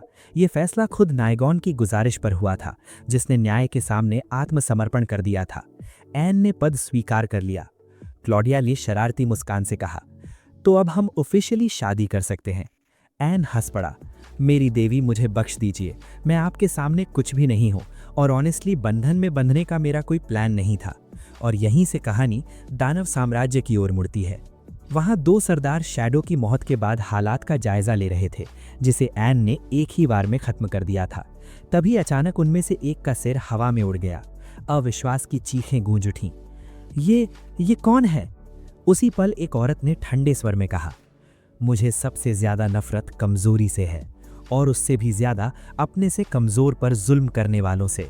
ये महिला थी आयोना, दानव राजा के बाद दानव कुलीन वर्ग में सबसे ऊंचे स्थान पर, पूरे साम्राज्य की तीसरी सबसे शक्तिशाली हस्ती। आयोना ने एक सेवक को बुलाया और आदेश दिया कि एन को मारने और स्पिरिट ट्री की आत्मा वापस लाने के लिए एक हत्यारे को भेजा जाए। उसने उसे उस काल कोठरी का स्थान भी बताया। जाते जाते उसने आत्मविश्वास से कहा, चिंता मत करो, मैं स्पिरिट ट्री की शक्ति लेकर लौटूंगी और खुद इस तथाकथित कचरा उठाने वाले से हमारा हिसाब चुकाऊंगी। मेरा इंतजार करना। उसका भरोसा डरावना था। हम वापस एन के पास लौटते हैं और तभी एलिस उसके सामने आती है और हल्की सी हिचक के साथ कहती है, मुझे आपसे कुछ चाहिए। वो बताती है कि वो अपने क्रिस्टल के जरिए सब देख रही थी, क्योंकि एन के आने से पहले वो अपनी बहनों को देखना चाहती थी। और तभी अचानक ये विजन सामने आया। एन देखता है और उसे एक लड़की बिस्तर पर लेटी हुई नजर आती है। यूरी उसे अपनी बड़ी बहन क्रॉश समझकर झट से गले लगाने दौड़ती है, लेकिन अगले ही पल साफ हो जाता है कि ये सिर्फ एक इल्यूजन है, असली शरीर नहीं। दोनों के बीच कुछ पल हल्की फुल्की टीजिंग होती है, माहौल थोड़ा सॉफ्ट हो जाता है। फिर एलिस सीरियस होकर कहती है, अब असली बात पर आते हैं। क्रॉश समझाती है कि एक डीमन अब उस डंजन को टारगेट कर रहा है जहां हमारी बहन रहती है और हमें एन की मदद चाहिए। अब तक हालात कंट्रोल में है, लेकिन एनिमी बेहद पावरफुल है। एन बिना सोचे कहता है, तो चलिए अभी चलते हैं आपकी डंजन की तरफ। लेकिन एलिस तुरंत सुधारती है, नहीं, मेरी डंजन नहीं, निशाने पर हमारी सबसे छोटी बहन मी की डंजन है। वो आगे बताती है कि मी के गार्डियन की बहुत पहले मौत हो चुकी थी और तब से उसकी प्रोटेक्शन की जिम्मेदारी उसी ने संभाल रखी है। एलिस पूछती है, क्या तुम अकेले उसका सामना नहीं कर सकती? क्रॉश का जवाब साफ था, अगर कर पाती तो क्या मैं यहाँ आती? एन पूरे कॉन्फिडेंस के साथ कहता है, मैं पूरी टीम के साथ अभी पहुंच रहा हूँ। एलिस कंफर्म करती है कि उसे रास्ता पता है और वो एन को गाइड करती है। एन डंजन की तरफ दौड़ता है, तभी अचानक रॉसला की वार्निंग आती है, रुको, आगे कुछ है। सामने का नज़ारा शॉकिंग था। मधुमक्खियों का एक घना सॉम एक लड़की को चारों तरफ से घेरे हुए था। वो लड़की खुद को डीमन नोबिलिटी की मेंबर बताती है और कहती है, मेरा नाम हॉर्नेट है, इन इंसेक्ट्स पर मेरा पूरा कंट्रोल है। वो स्वॉर्म को एन पर अटैक करने का हुक्म देती है, लेकिन एन जरा भी हिलता नहीं। पलक झपकते ही वो गायब होता है और अगले ही पल उसके पीछे प्रकट होकर तलवार उसकी पीठ में उतार देता है, ताना मारते हुए, तुम्हें लगा मैं यहीं मर जाऊंगा? हॉर्नेट के शरीर से और भी ज्यादा इंसेक्ट कॉपीज निकल आती हैं। वो चिल्लाती है, मेरी एबिलिटी है इनके बीच फ्रीली मूव करना, बताओ किसे मारोगे? एन का जवाब शांत लेकिन डेडली था, किसे भी, आखिरकार सबको। वो मैजिक एक्टिवेट करता है और एक एक करके सारी फेक कॉपीज मिटती जाती हैं जब तक सिर्फ असली हॉर्नेट नहीं बचती। डर और डिसबिलीफ में वो भागने की कोशिश करती है, लेकिन जिस पोर्टल से निकलना चाहती थी वही उसके सामने बंद हो जाता है। उसी पोर्टल से अयोना बाहर आती है। ठंडे लहजे में पूछती है, भाग क्यों रही हो? हॉर्नेट हाफते हुए बोलती है, वो मेरी सोच से कहीं ज़्यादा स्ट्रांग है। वो अपनी बात पूरी भी नहीं कर पाती कि अयोना बिना किसी हेजिटेशन के गन निकालती है और उसे गोली मार देती है। पोर्टल अपने आप बंद हो जाता है। एन एक रॉकी माउंट पर खड़ा ये सब देख रहा था। अयोना उसकी तरफ देखती है और कोल्ड वॉइस में कहती है, कूड़ा बीनने वाले के हिसाब से बुरा नहीं है, लेकिन तुम्हें खत्म करना मेरा काम है। घमंड से भरे शब्द निकलते हैं। मैं उन डीमंस में से नहीं हूं जो सोल ट्रीज की आत्माएं कमजोरों से कलेक्ट करवाते हैं। फिर भी समझ नहीं आता कि तुम्हें इतना इंपॉर्टेंस क्यों दिया गया है। मैं तुम्हें मारने और सोल ट्री स्पिरिट लेने आई हूं। एन का स्वर सख्त हो जाता है, मैं तुम्हें कभी माफ नहीं करूंगा। अयोना हंसती है, और कर भी क्या लोगे? उसी पल उसके पीछे एक शैडो उभरता है और उसकी एनर्जी ड्रेन करने वाला स्पेल एक्टिवेट होता है। हवा में थंडर सा गूंजता है, गोल्डन लाइट चमक उठती है और अयोना रूथलेस अटैक शुरू कर देती है। वो चारों तरफ से एन को बुरी तरह पीटती है और आखिर में जमीन पर पटक देती है। हॉर्नेट का शरीर पास ही ट्विस्टेड और लाइफलेस पड़ा था और अयोना उसे बिना किसी इमोशन के देखती है। फिर वो ठंडी मुस्कान के साथ कहती है, इतने समय बाद इतना थ्रिल महसूस हुआ है, मज़ेदार हो सकता है। वो 2 पिस्टल्स निकालती है और गोलियों की बारिश कर देती है, लेकिन एन अपनी तलवार के एक ही स्विंग से सारी गोलियां रोक देता है। अयोना जैसे ही बचने की कोशिश करती है, एन अचानक उसके पीछे प्रकट होता है और एक ही वार में उसका सिर अलग कर देता है। शौक में अयोना हकलाती है, ये कैसे? एन शांत स्वर में कहता है, जानती हो क्यों हारी? क्योंकि मैंने तुम्हारे हर अटैक में ड्रेन मैजिक भर दिया था। अब तुम्हारी ताकत जंगल के सबसे कमजोर जानवर से भी कम है। अयोना चीखती है, इम्पॉसिबल, मैं नोबिलिटी से हूँ, जन्म से टॉप पर रही हूँ। वो एक पोर्टल खोलती है और अपने वर्ल्ड में भागते हुए कसम खाती है, अगली बार तुम्हारा अंत तय है। लेकिन एन अब उसकी तरफ ध्यान ही नहीं देता। उसका पूरा फोकस क्रॉश और मी तक पहुंचने पर था। एलिस उसे उस जगह ले जाती है। वहां डंजन के चारों तरफ एक सफ़ेद बैरियर बना होता है। जैसे ही वो एंट्री सोचता है, बैरियर खुलता है और अंदर से क्रॉश की आवाज़ आती है, मैं तुम्हारा कब से इंतज़ार कर रही थी। एन और बाकी सब अंदर जाते हैं। सामने क्रॉश खड़ी थी। सब दौड़कर उसे गले लगा लेते हैं। एन मी के बारे में पूछता है। क्रॉश हल्के से मुस्कुराकर कहती है, वो सो रही है। एन पास जाकर देखता है, एक छोटी मासूम बच्ची शांति से सो रही थी। वो उसे जगाना नहीं चाहता, लेकिन बच्ची हिलती है और जोर से रोने लगती है। स्पष्ट था एन को बच्चों को संभालने का कोई एक्सपीरियंस नहीं था। वो घबरा जाता है। तभी योरी आगे आती है, बच्ची को गले लगाती है और वो तुरंत शांत हो जाती है। वो अपनी बहनों को देखती है, माहौल सॉफ्ट हो जाता है। एन ऑकवर्ड सा जोक करता है और बच्ची धीरे धीरे मुस्कुराने लगती है। इसके बाद क्रॉश अपना सोल कोर सौंपती है और मी भी वही करती है। एन के चेहरे पर सच्ची खुशी थी। आखिरकार उसने यूरी को उसकी चारों बहनों से मिला दिया था। रॉसला धीरे से कहती है, अब सिर्फ 4 बची हैं और मुझे पता है तुम ये कर सकती हो। एन हल्की सी मुस्कान के साथ बोला, पूरी जिंदगी मैं खुद को बेकार समझता रहा, नेगेटिव थॉट्स से घिरा रहा, लेकिन जिस दिन से मैं यूरी और उसकी बहनों से मिला हूं ना, मेरी सबसे बड़ी विश बस यही बन गई है कि मैं उनकी रक्षा करूं और उन्हें खुश देख सकूं। शायद इसी वजह से मैंने खुद से दोबारा प्यार करना सीख लिया है। रुसला ने मजाक में उसे हल्की सी लात मारी और बोली, बस करो ये इमोशनल बातें, अपने ड्यूटी पर ध्यान दो। उसके बाद उसने उसकी आंख में 2 कोर जोड़ दिए और उसी पल सबके दिलों में एक अजीब सी खुशी भर गई।